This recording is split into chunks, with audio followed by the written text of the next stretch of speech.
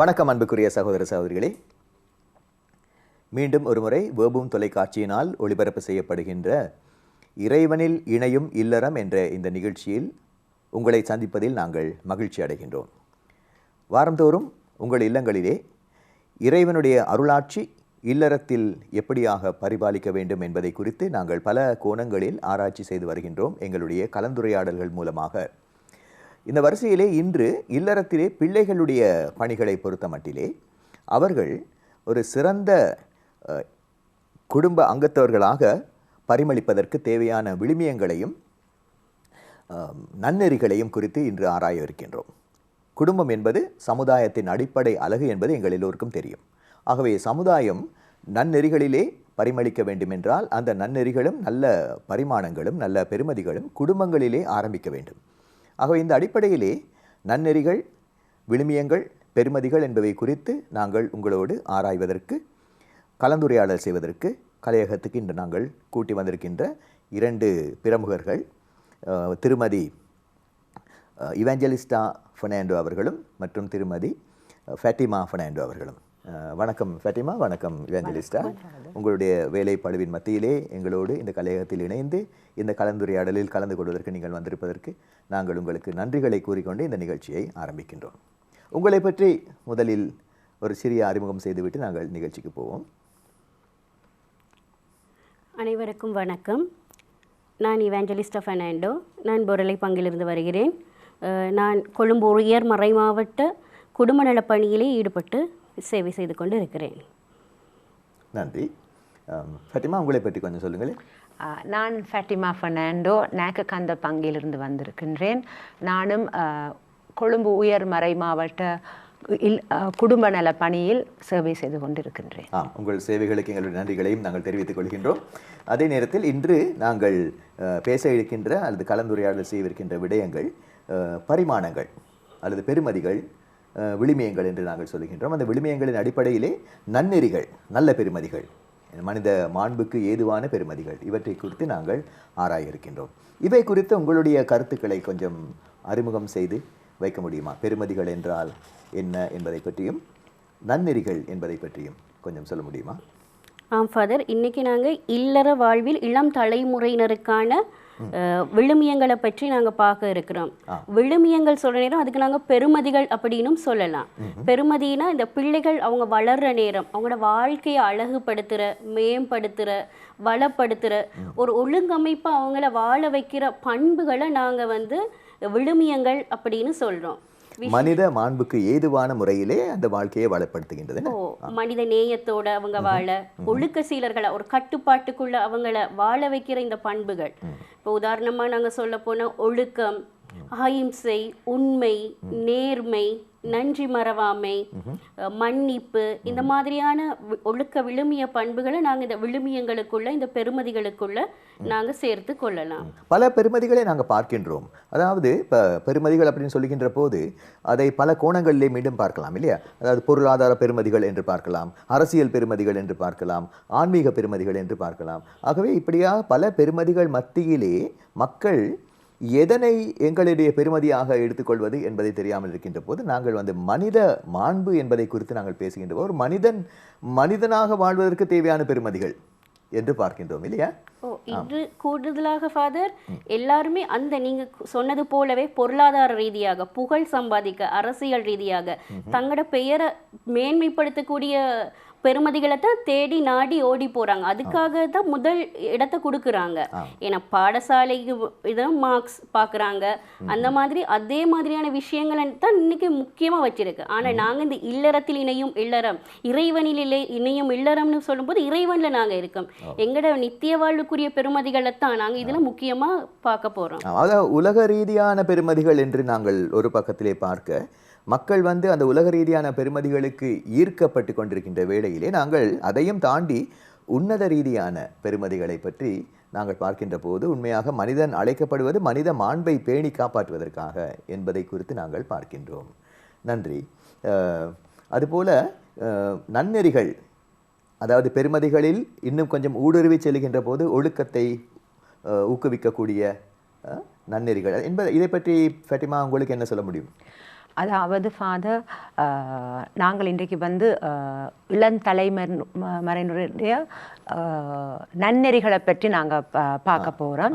அந்த நன்னெறி வந்து ஒருவருடைய நன்மைக்காகவும் விரும்பத்தக்கும் நல்லொழுக்கம், நல்ல பண்புகள், இவற்றை தான் நாங்கள் வந்து நன்னெறி என்று கூறப்படுகின்றோம். ஒழுக்கம், பண்புகள் இவற்றோடு கலந்த நெறி தவறாத ஒரு வாழ்க்கை முறை வந்து நன்னெறிகள் உதவியாக செய்கின்றோம். அப்போ இன்றைய காலகட்டத்தில் வந்து எமது இளைஞர்களும் யுவதிகளும் பெரும்பாலானோர் நன்னெறியில் தான் சென்று கொண்டிருக்கின்றார்கள். அதற்கான உந்துதுகள் அல்லது அதற்கான தேவையான எமது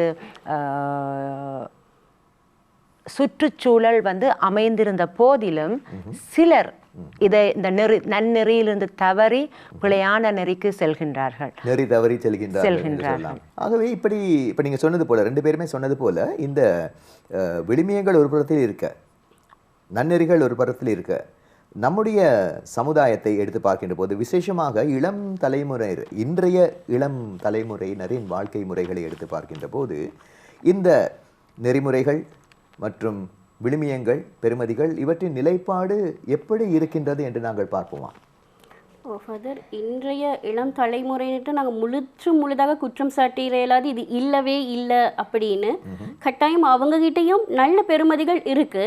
நாங்கள் இணையதளங்களூடாகவும் பல விடயங்களை பார்க்கலாம். இப்போ ஒரு 2 வாரங்களுக்கு, ஒரு 3 நாட்களுக்கு முன் ஒரு முக புத்தகத்தில் நான் பார்த்தேன். ஒரு பிச்சைக்காரர் ஒருத்தர் அவருக்கு உதவி செய்கிற ஒரு இளைஞனை அவருக்கு தொழில் வாய்ப்பை ஏற்படுத்தி கொடுக்குறாரு. அந்த மாதிரி உதவுற அந்த விழுமிய பண்புகள் இளைஞர்களிடையே இருக்கு. ஆனாலும் பெரும்பாலான, நாங்கள் அந்த விகிதாசார அடிப்படையில் பார்க்கும்போது பெரும்பாலானவர்கள் வந்து இந்த எதிர்மறையான விழுமியங்களை இல்லாட்டி இந்த பெருமதிகளை பின்பற்றுகிறவர்களாக தான் இருக்கிறாங்க. உதாரணமாக நாங்கள் சொல்ல போனால் ஃபாதர், இந்த கருத்தில்லா காரியங்களை மேற்கொள்கிறாங்க அவங்க இளைஞர்கள். இப்போ நீங்கள் கூட கேள்விப்பட்டிருப்பீங்க, ஒரு 2-3 மாதங்களுக்கு கூட முன்னர் ஒரு கொழும்புல ஒரு பெரிய கட்டிடத்திலிருந்து 67வது மாடியிலிருந்து குதித்து மரணம் ஆகின 2 பாடசாலை சிறார்களை பற்றி. அப்ப இந்த இளைஞர்கள் ஏன் செய்தாங்கன்னே தெரியாது. அப்படி கருத்தில்லா காரியம் ஆற்றுறவங்களும் இருக்கிறாங்க, கருத்தோட காட்டுறவங்களும் இருக்கிறாங்க. அது மட்டும் இல்லாம சில நேரம் அவங்களுடைய இன்றைய போக்குகள், இந்த சினிமா, இணையதளங்கள், அதுகளில் கவரப்பட்டு சில நேரம் அவரோட போக்குகள் வந்து இந்த விழுமியங்களுக்கு எதிர்மறையா, இந்த பெருமதிகளுக்கு எதிர்மறையா தான் இருக்கு. குறிப்பா ஒழுக்கம் நாங்க பார்க்கும்போது ஒழுக்க சீலர்களா இருக்கிறது கொஞ்சம் குறைவா இருக்கு. மதிப்பு கொடுக்கறது, அந்த திரைப்படங்களை போலவே தங்களோட வாழ்க்கையும் எடுத்துக்கிட்டு பெரியவர்களுக்கு எதிர்த்து பேசுறவங்க. இன்னைக்கு குருவுக்குரிய மதிப்பு கொடுக்கப்படுகிறது இல்லை. எழுத்தறிவித்தவன் இறைவனாவான்னு இருக்கு. ஆனா இந்த காலத்துல ஆசிரியர்களுக்கு அந்த அளவுக்கு மதிப்பு பிள்ளைகள் சில நேரம் கொடுக்கறது சரியான குறைவா இருக்குது. மற்றது திருமணம்னு சொல்ற நேரம் எங்களுக்கு அது ஒரு திருவருட்சாதனம். ஆனாலும் அந்த திருவருட்சாதனங்களுக்குரிய பொருள் கொடுக்கப்படுறது இல்லை. அவங்களா போயிட்டு ஒரு ரெஜிஸ்டர் மேரேஜ் பண்றாங்க, அதுக்கப்புறம் வந்து கோயிலை கைப்பிடிக்கிறாங்க. அது ரொம்ப பெரிய ஆடம்பரமான அளவில். அப்போ அங்கே திருப்பலி இல்லை, அந்த திருப்பலிக்கு அங்கே முக்கியத்துவம் இல்லை. ஆனால் அந்த திருமணத்துக்கு இருக்க வேண்டிய எல்லா காரியங்களும் அங்கே இருக்குது. ஹால் அரேஞ்ச்மெண்ட்டாக என்ன எல்லாமே இருக்குது, சகல இதுகளும். ஆனால் அவங்க அதுக்குள்ளே அவங்க இல்லை. அப்போ இந்த பெருமதிகளுக்கு எதிராக தான் அவங்க உண்மையாக போகிறாங்க. திருமணத்துக்கு முன்னதான சில உறவுகள், இப்படி சில இளைஞர்கள் அதுக்கு பிறழ்வாக போகிறாங்க. அதே நேரம் சிலவர்கள் அந்த ஒழுக்க சீலர்கள் ஆன்மீகத்திலையும் இணைஞ்சு இருக்கிற எத்தனையோ இளைஞர்கள் இருக்கிறாங்க. அவங்களோட நேரத்தை, காலத்தை ஆன்மீக ரீதியாக பயன்படுத்துகிறவர்களும் இருக்கிறாங்க. இது என்னுடைய கருத்து. அதாவது இந்த பெருமதிகளை நாங்கள் பார்க்கின்ற போது நீங்கள் இப்போ கடைசியிலே சொன்ன ஒரு விஷயம் என்னை கொஞ்சம் கவர்ந்தது. அதாவது ஆங்கிலத்தில் சொல்வார்கள் extrinsic motivation versus intrinsic motivation என்று. அதாவது ஒரு விடயத்தை செய்கின்ற போது அதன் உட்புற அர்த்தம், நீங்கள் சொல்ல அர்த்தமில்லாத கருத்தில்லாத வாழ்க்கை என்றதுக்கான கருத்து என்னவென்று தெரிந்து கொண்டு அந்த கருத்துக்கு ஏற்ப ஒரு காரியத்தை செய்வது, அது உள்ளூரமான ஒரு கருத்தை கொண்டு வருகின்றது. காரியத்தை உள்ளூர கருத்தோடு காரியம் செய்வது, அல்லது வெளிப்புற எதிர்பார்ப்புகளோடு காரியத்தை செய்வது. அதாவது எதிர்பார்ப்புகள் என்று சொன்னால், நாங்கள் அதாவது இப்போ ஒருவர் பாடுகின்ற போது மேடையிலே பாடுகின்ற போது உதாரணத்திற்கு மக்கள் எல்லோரும் என்னை பார்க்க வேண்டும், பாராட்ட வேண்டும், கைத்தட்ட வேண்டும், என்னை பெருமைப்படுத்த வேண்டும் என்ற ஒரு எதிர்பார்ப்போடு ஒரு காரியத்தை செய்கின்றார். அது வெளிப்புற தேவைகளை எதிர்பார்த்து செய்கின்ற ஒரு காரியமாக இருக்கின்றது. ஆனால் உட்புறத்திலே நாங்கள் பார்க்கின்ற போது உள்ளூரமான ஒரு நன்மை தரத்தை நோக்கி, அதாவது நான் பாடுவதன் மூலமாக எனக்கு ஒரு திருப்தி இருக்கின்றது, என்னுடைய செய்கின்ற காரியத்தினால் நான் திருப்தி அடைகின்றேன். இந்து மதத்திலே, நம்முடைய சகோதர மதத்திலே சொல்லிக் கொடுக்கப்படுகின்றது கர்ம மார்க்கம் என்ற ஒரு மார்க்கம். அந்த கர்ம மார்க்கத்திலே நாங்கள் செய்கின்ற காரியத்தை செய்வதற்காக செய்கின்ற காரியத்திற்காக செய்கின்ற போது முக்தி பெறுகின்றோம் என்று சொல்லிக் கொடுக்கப்படுகின்றது. ஆகவே நாங்கள் ஏதோ வெளிப்புற நன்மைத்தனங்களை எதிர்பார்த்து காரியங்களை செய்கின்ற போது சம்சார சாகரத்துக்குள்ளே ஒருவர் போகின்றார் என்று அந்த மதம் சொல்லிக் கொடுக்கின்றது. அது எங்களுடைய விளிமைகளுக்குள்ளும் நாங்கள் அதை கொண்டு வரலாம், கிறிஸ்தவ பண்புகளுக்குள்ளும். அதாவது இந்த காரியத்திற்காக செய்ய வேண்டும், இதனை செய்கின்ற போது உள்ளூரமான ஒரு மகிழ்ச்சி இருக்க வேண்டும். அதாவது ஆரம்பத்திலே நாங்கள் சொல்லுவோம், எதற்காக தொழிலுக்கு போகின்றார்கள் என்று சொல்லுகின்ற போது பணம் சம்பாதிக்க போகின்றார்கள் என்று தான் பல பேர் சொல்லுகின்றார்கள். தொழிலுக்கு போவது பணம் சம்பாதிப்பதற்கு இல்லை. ஆரம்ப காலத்திலே செய்யும் தொழிலே தெய்வம் என்று சொல்வார்கள். தொழிலை தொழிலாக செய்வதற்கும் அதன் மூலமாக தன்னுடைய திறமைகளை, அதன் திறமைதான் நமது செல்வம் என்றும் சொல்லுவார்கள். ஆகவே திறமையை பிரயோகித்து தொழிலை நல்ல நெறிமுறையாக செய்து அதன் மூலமாக தன்னுடைய பங்களிப்பை இந்த சமுதாய மேன்மைக்காக கொடுப்பதற்கு தான் முதலிலே நாங்கள் தொழிலுக்கு செல்கின்றோம். அதன் பயனாக எங்களுக்கு பணம் கிடைக்கின்றது, ஊதியம் கிடைக்கின்றது. ஆகவே ஊதியத்தை முதலாவது குறிக்கோளாக வைத்துக்கொண்டு நாங்கள் போகின்ற போது நெறி தவறி விடுகின்றோம் எங்களுடைய தேவைகளிலே. இப்படியான ஒரு கருத்து பெருமதிகளை குலைக்கின்ற பல பண்புகளுக்கு மனிதர்களை இழுத்துச் செல்கின்றது. ஆகவே இந்த மாதிரி நாங்கள் பல வகையிலே நாங்கள் பார்க்கின்றோம், பெருமதிகள் குலைவுபட்டு காணப்படுவதை நாங்கள் பார்க்கக்கூடியதாக இருக்கின்றது. நன்னெறிகளை பொறுத்த மட்டிலே நாங்கள் என்ன சொல்லலாம்? ஆம் ஃபாதர், நன்னெறிகள் இன்றைய யுவதிகள், இளைஞர்கள் பெரும்பாலானோர், முக்கியமாக கொழும்பு பிரதேசங்களில் அவர்களுடைய உடைகள், அணியும் விதங்கள் ஃபாதர் பார்க்கின்ற நேரத்தில் எங்களுக்கும் சங்கடமாக இருக்கின்றது சில நேரங்களில். அதாவது ஒரு கோயிலுக்கு, நாம் தேவாலயத்துக்கு வரும் பொழுது ஒரு முறையாக அணிந்து கொண்டு போகணும் என்று நாங்கள் விரும்புவது. அடுத்தது 10 கட்டளையும் இருக்கின்றது. நாங்கள் எங்களோட பிள்ளைகள் அவர்களுக்கு எந்த உந்துதலாளிலோ தெரியவில்லை, அவர்கள் சிலர், எல்லோருமே இல்லை, சிலர் தேவாலயத்துக்கு வரும் பொழுது அவர்களுடைய ஆடை அணிகலன்கள் மற்றவர்களுக்கு காட்டக்கூடியதாக வருகின்றார்கள். திருப்பலியை கவனிக்காமல் அவர்களுடைய ஆடைகளில் தான் அவர்கள் முழு கவனமாக இருக்கின்றார்கள். அப்படி ஒரு நேரம் இருக்கின்றது. திருப்பலி என்று மாத்திரம் நாங்கள் சொல்லுவதை விட நான் நினைக்கின்ற மாதிரி இருக்கு.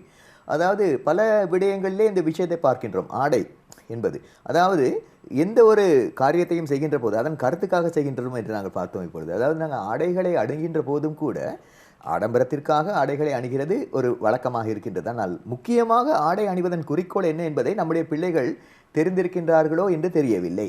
ஆடை அணிவதன் முக்கியமான குறிக்கோள் எங்களுடைய உடலுக்கு ஒரு பாதுகாப்பை கொடுப்பதற்காக, அடுத்ததாக அந்த ஆடையின் மூலமாக, அந்த நம்முடைய தமிழிலே சொல்லுவார்கள் அழகாக, ஆள் பாதி ஆடை பாதி என்று.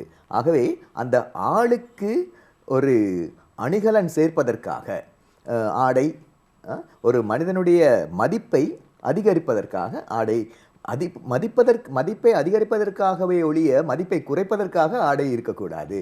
ஆகவே இதுவும் ஒரு ஆடையா என்று கேட்கக்கூடிய அளவுக்கு நம்முடைய பிள்ளைகள் ஆடை அணிந்து கொண்டு செல்கின்றார்கள் என்றால் அவர்களே அதை பற்றி யோசித்து பார்க்க வேண்டும்.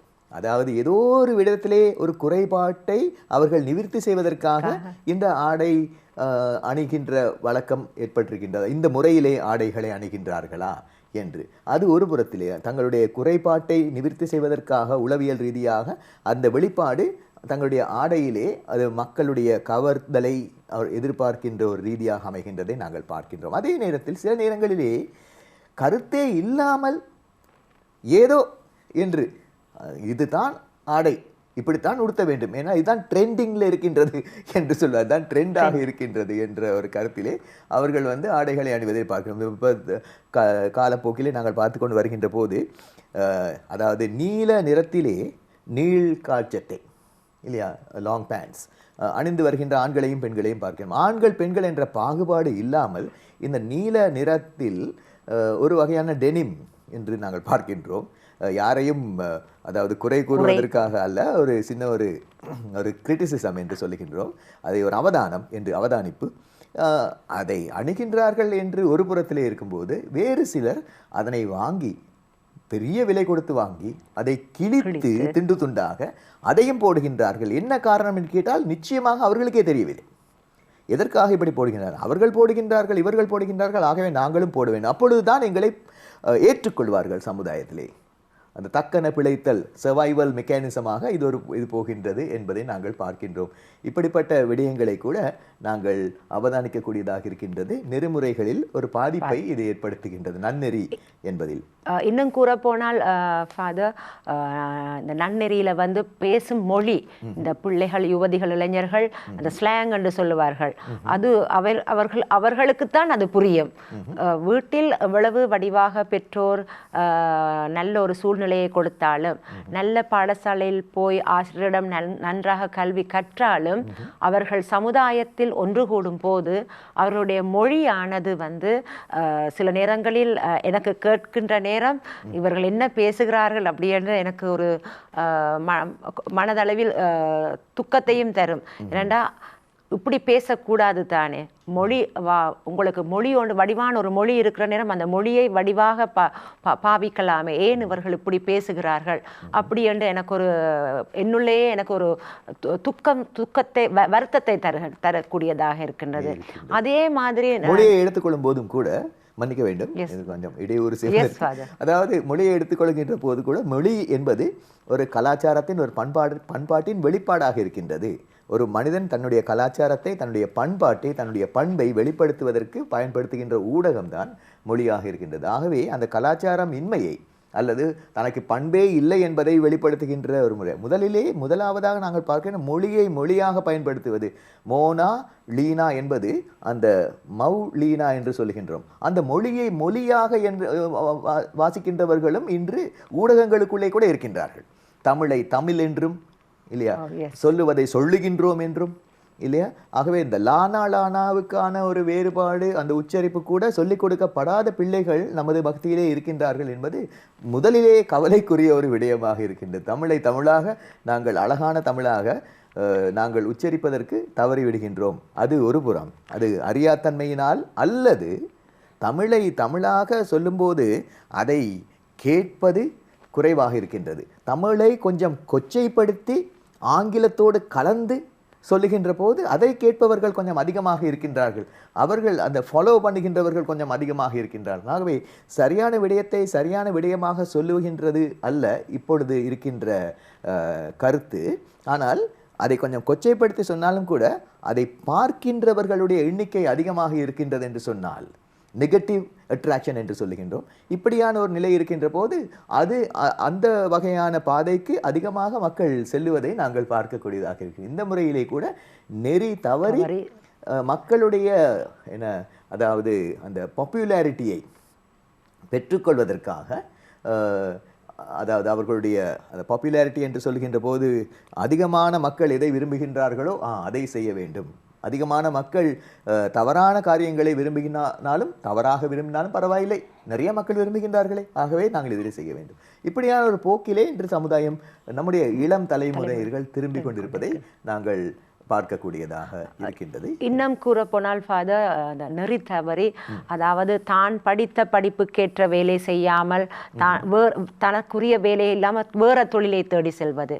இதற்காக சிலர் ஃபாதர் வெளிநாட்டுக்கு போகணும் என்று சொல்லி அதற்கு எவ்வளவோ பணங்களை விரயம் செய்து குடும்பத்தில் நிறைய பிரச்சனைகளை ஏற்படுத்தி இப்படி முதலெல்லாம் ஃபாதர் நாங்கள் வெளிநாட்டுக்கு போகிறது உண்மையுமே ஒரு அப்பா வந்து ஒரு உழைக்கிறதுக்கு ஏதோ தேவையான ஒரு உழைக்கிறதுக்காக போவாங்க.